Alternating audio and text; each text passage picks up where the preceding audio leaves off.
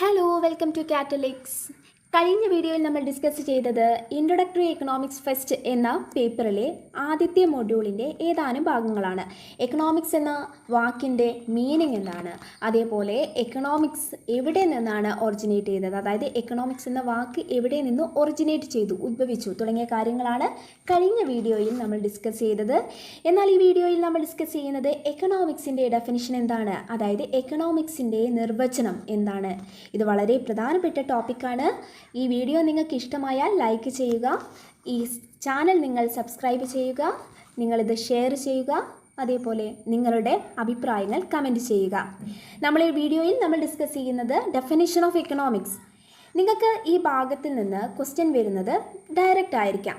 First നിങ്ങൾക്ക് definition of economics എന്ന ചോദ്യം ചോദിക്കാം, അല്ലെങ്കിൽ നിങ്ങൾക്ക് സ്പെസിഫൈ ചെയ്തിട്ട് define wealth definition of economics, അല്ലെങ്കിൽ വെൽഫെയർ ഡെഫിനിഷൻ ഓഫ് എക്കണോമിക്സ്, അല്ലെങ്കിൽ സ്കേഴ്സിറ്റി ഡെഫിനിഷൻ ഓഫ് എക്കണോമിക്സ്, അല്ലെങ്കിൽ ഗ്രോത്ത് ഡെഫിനിഷൻ ഓഫ് എക്കണോമിക്സ്, എങ്ങനെ നിങ്ങൾക്ക് സ്പെസിഫൈ ചെയ്തിട്ടും ചോദ്യം ചോദിക്കാം. എന്തായാലും ഡെഫിനിഷൻ ഓഫ് എക്കണോമിക്സ് എന്ന് പറയുന്നത് വളരെ ഇമ്പോർട്ടൻ്റ് ആയുള്ള ടോപ്പിക്കാണ്. നിങ്ങളിത് തീർച്ചയായിട്ടും പഠിച്ചിരിക്കണം. അപ്പം പ്രധാനമായിട്ടും പറഞ്ഞിരിക്കുന്നത് പോലെ എക്കണോമിക്സിൻ്റെ ഡെഫിനിഷനെ പ്രധാനമായിട്ട് 4 തരത്തിലുള്ള ഡെഫിനിഷനാണുള്ളത്. ഒന്നാമത്തത് വെൽത്ത് ഡെഫിനിഷൻ. വെൽത്ത് ഡെഫിനിഷൻ കൊണ്ടുവന്നത് നമ്മുടെ ഫാദർ ഓഫ് എക്കണോമിക്സ് ആയ എക്കണോമിക്സിൻ്റെ പിതാവായിട്ടുള്ള ആഡം സ്മിത്ത് ആണ്. അപ്പം വെൽത്ത് ഡെഫിനിഷൻ ആഡം സ്മിത്തിൻ്റേതാണ്. രണ്ടാമതായി വെൽഫെയർ ഡെഫിനിഷനാണ്. വെൽഫെയർ ഡെഫിനിഷൻ കൊണ്ടുവന്നത് ആൽഫ്രഡ് മാർഷാലാണ്. മൂന്നാമത്തത് സ്കേഴ്സിറ്റി ഡെഫിനിഷൻ. സ്കേഴ്സിറ്റി ഡെഫിനിഷൻ കൊണ്ടുവന്നത് ലയണൽ റോബിൻസ് ആണ്. നാലാമത്തത് ഗ്രോത്ത് ഡെഫിനിഷൻ. ഗ്രോത്ത് ഡെഫിനിഷൻ കൊണ്ടുവന്നത് പോൾ സാമുവൽസൺ ആണ്. എക്കണോമിസ്റ്റ് ആയിട്ടുള്ള പോൾ സാമുവൽസൺ ആണ്. അപ്പോൾ പ്രധാനമായിട്ടും 4 ഡെഫിനിഷനാണുള്ളത്: wealth definition, welfare definition, scarcity definition and growth definition. ഫസ്റ്റത്തെ വെൽത്ത് ഡെഫിനിഷൻ നമ്മൾ പറഞ്ഞു. വെൽത്ത് ഡെഫിനിഷൻ കൊണ്ടുവന്നത് ആരാണ്? ആഡം സ്മിത്ത് ആണ് അല്ലേ. ആഡം സ്മിത്തിൻ്റെ ഇമ്പോർട്ടൻ്റ് ആയിട്ടുള്ള ബുക്ക്, ഇത് 1 വേർഡായിട്ട് ചോദിക്കാൻ നല്ല ചാൻസ് ഉണ്ട്. 1776 ഈ ബുക്ക് പബ്ലിഷ് ചെയ്തത്. ബുക്കിൻ്റെ പേരെന്താണ്? An enquiry into the nature and causes of wealth of nation. ഇതാണ് ഈ ബുക്കിൻ്റെ ഫുൾ നെയിം. എന്താണ്? An enquiry into the nature and causes of wealth of nation.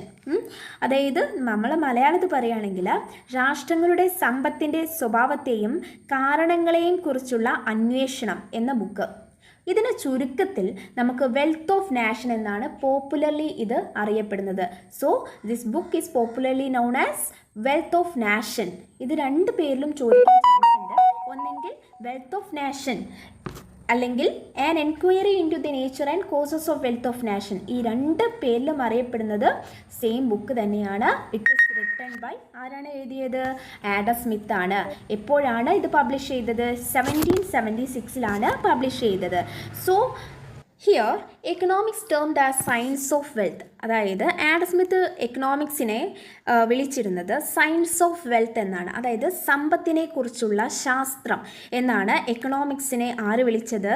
Adam Smith വിളിച്ചത്. So economics is the science of wealth. ഇനി എന്താണ് Adam Smith ഈ wealth definition പറഞ്ഞിരിക്കുന്നത്? അദ്ദേഹം പറഞ്ഞത് economics is an enquiry into the nature and causes of wealth of nation തന്നെയാണ്. Okay, ഈ ബുക്കിൻ്റെ ഫുൾ നെയിം പഠിച്ചാൽ നമുക്കതിൻ്റെ ഡെഫിനിഷനായി. എന്താണ്? Economics is an enquiry into the nature and causes of wealth of nation.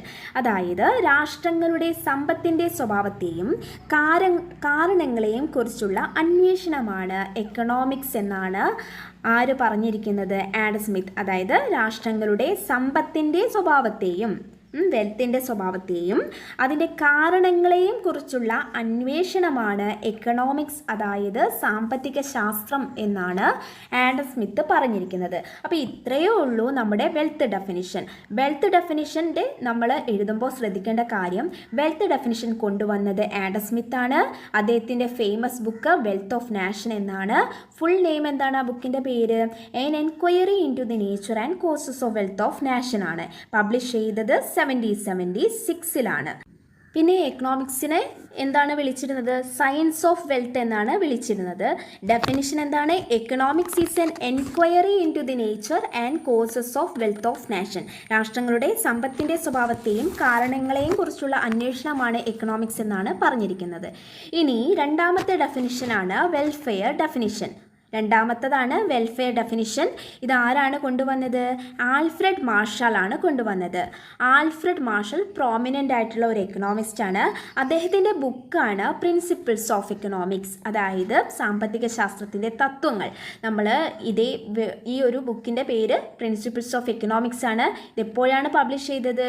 1890 ഇത് publish ചെയ്തത്. അപ്പം ആൽഫ്രഡ് മാർഷൽ ആണ് വെൽഫെയർ ഡെഫിനിഷൻ കൊണ്ടുവന്നത്. അദ്ദേഹത്തിൻ്റെ ഫേമസ് ബുക്ക് ഏതാണ്? പ്രിൻസിപ്പിൾസ് ഓഫ് എക്കണോമിക്സ്, പബ്ലിഷ് ചെയ്തത് 1890. അപ്പോൾ ഡെഫിനിഷൻ നിങ്ങൾ ബൈ ഹാർട്ട് ചെയ്യണം. അദ്ദേഹം പറഞ്ഞിരിക്കുന്നത് പൊളിറ്റിക്കൽ ഇക്കോണമി ഓർ എക്കണോമിക്സ്, അതായത് എക്കണോമിക്സിൻ്റെ ആദ്യത്തെ പേരെന്തായിരുന്നു? Political economy. Political economy or economics is A study of mankind in the ordinary business of life. It examines that part of individual and social action which is most closely connected with the attainment and with the use of material requisite of well-being. Okay, വലിയ ഡെഫിനിഷനാണ് അല്ലേ? അപ്പോൾ ഇതിലെന്താ ഉദ്ദേശിച്ചത്? Political economy അഥവാ economics എന്ന് പറയുന്നത് എന്താണ്? എന്തിനെക്കുറിച്ചുള്ള സ്റ്റഡിയാണ്? ഒരു മനുഷ്യരാശിയുടെ ഓർഡിനറി ബിസിനസ് ഓഫ് ലൈഫിനെ കുറിച്ചുള്ള പഠനമാണ്. അതായത് മനുഷ്യരാശിയുടെ സാധാരണ ജീവിതത്തിനെ പറ്റിയുള്ള ഒരു പഠനമാണ് എക്കണോമിക്സ് എന്നാണ് ഫസ്റ്റത്തെ ലൈനിൽ പറഞ്ഞിരിക്കുന്നത്.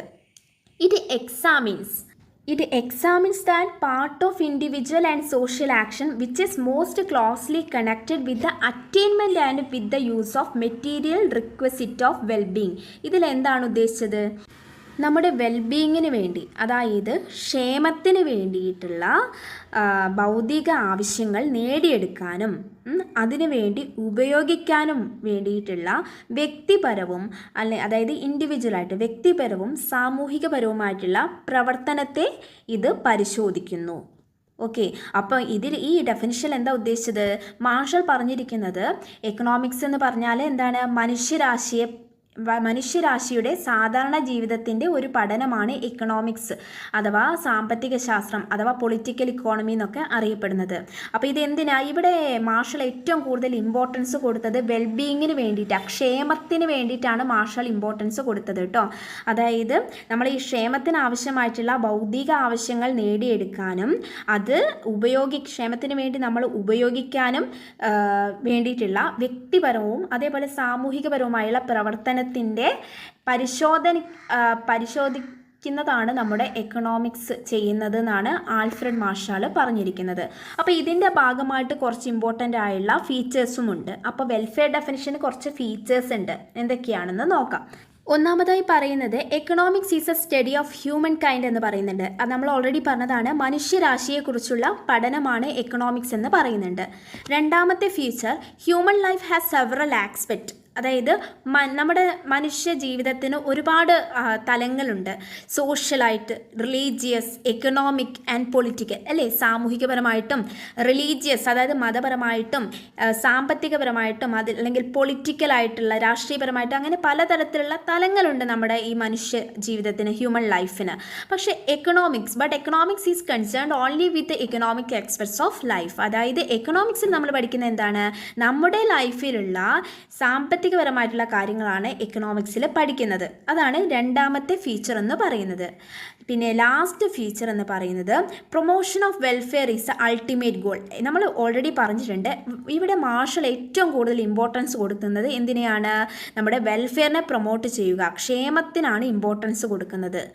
But the term welfare is used in a narrow sense to meet material welfare only. നമ്മൾ വിചാരിക്കുന്നത് ഇവിടെ എന്താ? വെൽഫെയറിനെ നമ്മളൊരു നേരോ സെൻസിലാണ് നമ്മൾ ചുരുങ്ങിയ തലത്തിലാണ് നമ്മൾ വെൽഫെയറിനെ കാണുന്നത്. അതായത് നമ്മൾ ഇവിടെ മെറ്റീരിയൽ, അതായത് നമുക്ക് വേണ്ട ആവശ്യങ്ങൾ, ഭൗതിക ആവശ്യങ്ങൾ മാത്രം നേടിയെടുത്താൽ വെൽഫെയർ ആയി എന്നൊരു തോന്നലാണ് നമുക്ക് ഉള്ളത്. അപ്പോൾ ഇത്രയാണ് നമ്മൾ ഇമ്പോർട്ടൻറ്റ് ഫീച്ചേഴ്സായിട്ട് പറയുന്നത്. വെൽഫെയർ ഡെഫിനിഷൻ്റെ ഇമ്പോർട്ടൻറ്റ് ഫീച്ചേഴ്സാണ്. എക്കണോമിക്സ് എന്ന് പറയുന്നത് സ്റ്റഡി ഓഫ് ഹ്യൂമൻ കൈൻഡ് ആണ്. പിന്നെ രണ്ടാമത്തത് എക്കണോമിക്സിൽ നമ്മൾ എന്താണ് പഠിക്കുന്നത്? എക്കണോമിക് ആസ്പെക്റ്റ് മാത്രം, നമ്മുടെ ലൈഫിൽ എക്കണോമിക് ആസ്പെക്റ്റ് മാത്രമേ പഠിക്കുന്നുള്ളൂ. പിന്നെ അതേപോലെ തന്നെ ലാസ്റ്റത്തെ എന്താണ്, ഇവിടെ വെൽഫെയറിനാണ് ഇമ്പോർട്ടൻസ് കൊടുക്കുന്നത്. പക്ഷേ നമ്മളത് നേരോ സെൻസിൽ മാത്രമേ, അതായത് മെറ്റീരിയൽ നമുക്ക് ആവശ്യമായ ഭൗതിക ആവശ്യങ്ങൾ പൂർത്തീകരിച്ചാൽ നമുക്ക് വെൽഫെയർ കിട്ടും എന്ന രീതിയിൽ ഒരു ചുരുങ്ങിയ രീതിയിലുള്ള നേരോ സെൻസിലായിട്ടാണ് നമ്മൾ വെൽഫെയറിനെ കാണുന്നത്. തുടങ്ങിയ ഇമ്പോർട്ടൻ്റ് ആയുള്ള ഫീച്ചേഴ്സാണ് നമ്മുടെ ആൽഫ്രഡ് മാർഷൽ വെൽഫെയർ ഡെഫിനിഷനിലൂടെ പറഞ്ഞിരിക്കുന്നത്. അപ്പോൾ 2 ഡെഫിനിഷൻ മനസ്സിലായല്ലോ. ഇനി അടുത്ത ഡെഫിനിഷനിലേക്ക് നോക്കാം. മൂന്നാമത്തെ ഡെഫിനിഷൻ സ്കേഴ്സിറ്റി ഡിഷൻ. സ്കേഴ്സിറ്റി എന്ന ടേം നമ്മൾ മലയാളത്തിൽ ദുർലഭം, ദൗർലഭ്യം എന്നൊക്കെ പറയാം. ഓക്കെ, അപ്പോൾ ഈ സ്കേഴ്സിറ്റി ഡെഫിനിഷൻ അത് ലയണൽ റോബിൻസൺ ആണ്. ലയണൽ റോബിൻസൻ്റെ ബുക്കാണ് N essay on the nature and significance of economic science. N essay on the nature and significance of economic science. ഈ ബുക്ക് പബ്ലിഷ് ചെയ്തത് 1932 ഓക്കെ, 1932. അപ്പോൾ എന്താണ് scarcity definition? Economics is A science that studies human behavior as a relation between ends and scarce means which have alternative uses. Economics എന്ന് പറഞ്ഞാൽ ഒരു സയൻസാണ്, ഒരു ശാസ്ത്രമാണ് അല്ലേ. അപ്പം ഇത് എന്തിനെക്കുറിച്ചൊക്കെയുള്ള പഠനമാണ്? ഹ്യൂമൻ ബിഹേവിയറിനെ കുറിച്ച്, അതായത് മനുഷ്യൻ്റെ ബിഹേവിയർ, മനുഷ്യൻ്റെ പെരുമാറ്റത്തെക്കുറിച്ച് പഠിക്കുന്നു. അതുമാത്രമല്ല ഓൾട്ടർനേറ്റീവ് യൂസസ് ഉള്ള, അതായത് ബദൽ ഉപയോഗങ്ങളുള്ള സ്കേഴ്സ് റിസോഴ്സസിനെ കുറിച്ച്, അതായത് നമ്മുടെ ദുർലഭമായ വിഭവങ്ങളെക്കുറിച്ചൊക്കെ ഇത് പഠിക്കുന്നു. അപ്പം എക്കണോമിക്സ് എന്ന് പറഞ്ഞത് സ്കേഴ്സ് ആയിട്ടുള്ള, അതായത് ദുർലഭപരമായിട്ടുള്ള വിഭവങ്ങളെക്കുറിച്ചും പഠിക്കുന്നു. അതേപോലെ തന്നെ ഹ്യൂമൻ ബിഹേവിയറിനെ കുറിച്ചും കൂടി പഠിക്കുന്ന ഒരു ശാസ്ത്രമാണ് എക്കണോമിക്സ് എന്നാണ് ആര് പറഞ്ഞിരിക്കുന്നത്? ലയണൽ റോബിൻസ് പറഞ്ഞിരിക്കുന്നത്. ഓക്കെ, അപ്പോൾ ഈ സ്കേഴ്സിറ്റി ഡെഫിനിഷനിൽ പ്രധാനമായിട്ട് 3 കാര്യങ്ങൾ പറഞ്ഞിട്ടുണ്ട്. നമുക്കത് പരിചിതമാണ്. അദ്ദേഹം പോയിൻ്റ് ഔട്ട് ചെയ്യുന്നത് ഒന്നാമത്തെ കാര്യം ഹ്യൂമൻ വാണ്ട്സ് ആർ അൺലിമിറ്റഡ് എന്ന് പറയുന്നുണ്ട്. അതായത് നമ്മുടെ മനുഷ്യൻ്റെ ആവശ്യങ്ങൾ എന്താണ്? അൺലിമിറ്റഡ് ആണ് അല്ലേ. ലിമിറ്റഡ് ആണോ? ഒരിക്കലും അല്ല. നമ്മളൊരു വാണ്ട് സാറ്റിസ്ഫൈ ചെയ്താൽ, അതായത് നമ്മളൊരാവശ്യം നമ്മൾ പൂർത്തീകരിച്ചാൽ നെക്സ്റ്റ് വാണ്ട് എന്ത് ചെയ്യും? ഒറിജിനേറ്റ് ചെയ്യും അല്ലേ. നമ്മളൊരു വാണ്ട് സാറ്റിസ്ഫൈ ചെയ്യും, നമ്മളൊരാവശ്യം, നമ്മൾ ആഗ്രഹം പൂർത്തീകരിച്ചു, നമുക്ക് അടുത്ത ഒരു ആഗ്രഹം, അടുത്ത ആവശ്യം ഉണ്ടാവില്ലേ? അതാണ് ഇതിൽ ഉദ്ദേശിക്കുന്നത്. Human wants are unlimited. രണ്ടാമത്തേത് എന്താണ്?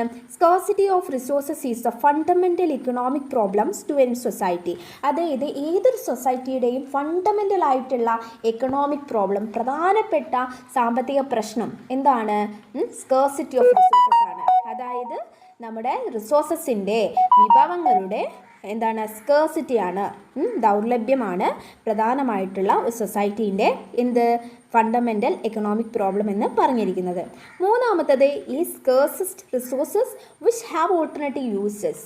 അതായത് ഈ സ്കേഴ്സസ്റ്റ് ആയിട്ടുള്ള റിസോഴ്സസ്, നമ്മുടെ കയ്യിൽ പരിമിതമായിട്ടുള്ള ഈ റിസോഴ്സസ്, ദുർലഭമായിട്ടുള്ള റിസോഴ്സസിന് എന്തുകൂടി ഉണ്ട്?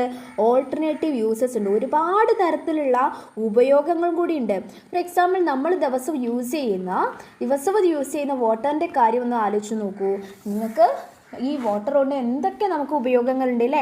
നമുക്ക് ഫുഡൊക്കെ എന്ത് ചെയ്യാൻ, നമുക്ക് ഫുഡൊക്കെ പാചകം ചെയ്യാൻ വേണ്ടി, നമുക്ക് ഡ്രിങ്ക് ചെയ്യാൻ വേണ്ടിയിട്ട് അല്ലേ, നമുക്ക് കുളിക്കുവാൻ വേണ്ടി, അങ്ങനെ പല പല ആവശ്യങ്ങൾക്ക് വേണ്ടി നമുക്ക് വാട്ടർ യൂസ് ചെയ്യുന്നുണ്ട്. അപ്പോൾ ഈ റിസോഴ്സസിന് എന്തുണ്ട്? ഒരുപാട് ഓൾട്ടർനേറ്റീവ് യൂസസ് ഉണ്ട്. ഓക്കെ, അപ്പോൾ ഇത്രയാണ് സ്കേഴ്സിറ്റി ഡെഫിനിഷനിൽ പറഞ്ഞിരിക്കുന്നത്. അടുത്തത് ലാസ്റ്റത്തെയാണ് ഗ്രോത്ത് ഡെഫിനിഷൻ കൊണ്ടുവന്നത് പോൾ സാമുവൽസൺ ആണ്. എന്താണ് അദ്ദേഹത്തിൻ്റെ പേര്? പോൾ സാമുവൽസൺ ആണ്. അപ്പോൾ അദ്ദേഹത്തിൻ്റെ ഡെഫിനിഷൻ ശ്രദ്ധിക്കണം. The study of how men, അതായത് എക്കണോമിക്സ് എന്ന് പറയുന്നത് the study of men, how men and society choose with or without the use of money to employ scarce productive resources which could have alternative uses to produce various commodity over time and distribute them for consumption now and in the future among various people and group of society. അത്യാവശ്യം വലിയൊരു definition അല്ലേ. എന്താണ് നിങ്ങൾക്ക് ഇതിൽ നിന്ന് മനസ്സിലായത്? അതായത് economics എന്ന് പറയുന്നത് എന്തിനെക്കുറിച്ചുള്ള ഇറ്റ്സ് എ സയൻസ് ആണ്. പിന്നെ എന്തിനെക്കുറിച്ചുള്ള പഠനമാണ്? എങ്ങനെയാണ് study of how men and society choose, എങ്ങനെയാണ് മനുഷ്യൻ അതുപോലെ സമൂഹവും എങ്ങനെയാണ് ഇത് ചൂസ് ചെയ്യുന്നത്.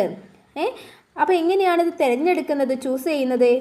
With or without of use of money, അല്ലേ? മണീൻ്റെ പിന്നെ വിത്ത് അല്ലെങ്കിൽ without the use of money, money ഉപയോഗിച്ചും ഉപയോഗിക്കാതെയുള്ളതുമായിട്ട് എങ്ങനെയാണ് ചൂസ് ചെയ്യുന്നത്, മനുഷ്യൻ തിരഞ്ഞെടുക്കുന്നത്? To employ scarce productive resources which could have alternative uses, അതായത് ഇങ്ങനെയാണ് നമുക്ക് നമ്മുടെ കയ്യിലുള്ള ബദൽ ഉപയോഗങ്ങളുള്ള നമ്മുടെ കയ്യിലുള്ള ബദൽ ഉപയോഗം, അതായത് ഓൾട്ടർനേറ്റീവ് യൂസസ് ഉള്ള വിഭവങ്ങളെ എങ്ങനെ നമ്മൾ നല്ല രീതിയിൽ കൈകാര്യം ചെയ്യുന്നു. അതേപോലെ to produce various commodities over time, അതായത് നമ്മൾ ഈ റിസോഴ്സസ് ഉപയോഗിച്ച് നമ്മൾ പ്രൊഡക്ഷൻ നടക്കുന്നുണ്ടല്ലോ, ഉൽപ്പാദിപ്പിക്കുന്നുണ്ടല്ലോ, അല്ലേ? വേരിയസ് കമ്മോഡിറ്റി നമ്മൾ പ്രൊഡക്ഷൻ നടത്തുന്നു. And distribute them for consumption now and in the future among various people and groups of society. അതായത് നമ്മൾ ഇത്തരത്തിലുള്ള പ്രൊഡക്ഷൻ, നമ്മൾ കമ്മോഡിറ്റി പ്രൊഡക്ഷൻ നടത്തിയല്ലോ, ഇത്തരത്തിലുള്ള പ്രൊഡക്ഷൻ വേരിയസ് പീപ്പിളിൻ്റെ, വിവിധ ജനങ്ങൾക്കിടയിൽ അല്ലെങ്കിൽ ഗ്രൂപ്പ്സ് ഓഫ് സൊസൈറ്റി, അതായത് സമൂഹത്തിൻ്റെ വിവിധ ഗ്രൂപ്പുകൾക്കിടയിൽ, വേരിയസ് പീപ്പിളിൻ്റെ ഇടയിൽ നമ്മളീ പറഞ്ഞ പ്രൊഡക്ഷൻ, നമ്മൾ ഈ നടത്തിയ പ്രൊഡക്ഷൻ എങ്ങനെ നമ്മൾ ഇപ്പോഴും അല്ലെങ്കിൽ ഫ്യൂച്ചറിലും എങ്ങനെയാണ് ഈ പ്രൊഡക്ഷൻ നമ്മൾ എന്ത് ചെയ്യുന്നത്, ഡിസ്ട്രിബ്യൂട്ട് ചെയ്യുന്നത് എന്നിവയൊക്കെ കുറിച്ചുള്ള പഠനമാണ് എക്കണോമിക്സ് എന്നാണ് പോൾ സാമുവൽസൺ പറഞ്ഞിരിക്കുന്നത്. അപ്പോൾ ക്ലിയർ ആയല്ലോ growth definition Paul Samuelson. Okay, അപ്പോൾ ഇതെങ്ങനെയാണ് മനുഷ്യനും സമൂഹവും ചൂസ് ചെയ്യുന്നത്? മണീൻ്റെ with or without the use of money, money ഉപയോഗിച്ചും ഉപയോഗിക്കാതിരിക്കുന്ന സാഹചര്യത്തിൽ നമ്മൾ എങ്ങനെയാണ് ചൂസ് ചെയ്യുന്നത്? അതേപോലെ തന്നെ ഓൾട്ടർനേറ്റീവ് യൂസസ് ഉള്ള വിഭവങ്ങളെ നമ്മൾ എങ്ങനെ നല്ല രീതിയിൽ കൈകാര്യം ചെയ്യുന്നു. അതേപോലെ തന്നെ നമ്മൾ വേരിയസ് കമ്മോഡിറ്റി പ്രൊഡക്ഷൻ നടത്തുന്നുണ്ടല്ലോ, അതെങ്ങനെ നമ്മൾ വേരിയസ് പീപ്പിളിൻ്റെ ഇടയിലും സൊസൈറ്റിയിലെ ഡിഫറെൻ്റ് ആയിട്ടുള്ള ഗ്രൂപ്പുകൾക്കിടയിലും ഇപ്പോഴും അല്ലെങ്കിൽ ഇനി വരും കാലത്തും ഫ്യൂച്ചറിലും ഈ പ്രൊഡക്ഷൻ നടത്തിയ കമ്മോഡിറ്റി അവർക്കിടയിൽ എങ്ങനെയാണ് ഡിസ്ട്രിബ്യൂട്ട് ചെയ്യുന്നത് എന്നതിനെയൊക്കെ കുറിച്ച് പറയുന്ന കാര്യമാണ്. ഇതിനെക്കുറിച്ചൊക്കെ പഠിക്കുന്ന ഒരു ശാസ്ത്രമാണ് എക്കണോമിക്സ് എന്നാണ് ആര് പറഞ്ഞത്? പോൾ സാമുവൽസൺ അദ്ദേഹത്തിൻ്റെ ഗ്രോത്ത് ഡെഫിനിഷനിൽ പറഞ്ഞത്. അപ്പോൾ നമ്മൾ പ്രധാനമായിട്ടും 4 ഡെഫിനിഷനാണ് പഠിച്ചത്. വെൽത്ത് ഡെഫിനിഷൻ, ആഡം സ്മിത്തിൻ്റെ വെൽത്ത് ഡെഫിനിഷൻ, ആൽഫ്രഡ് മാർഷാലിൻ്റെ welfare definition, scarcity definition Lionel Robinson, പിന്നെ ഗ്രോത്ത് ഡെഫിനിഷൻ പോൾ സാമുവൽസൺ. എല്ലാവർക്കും ക്ലിയർ ആയി എന്ന് വിചാരിക്കുന്നു. Thank you all.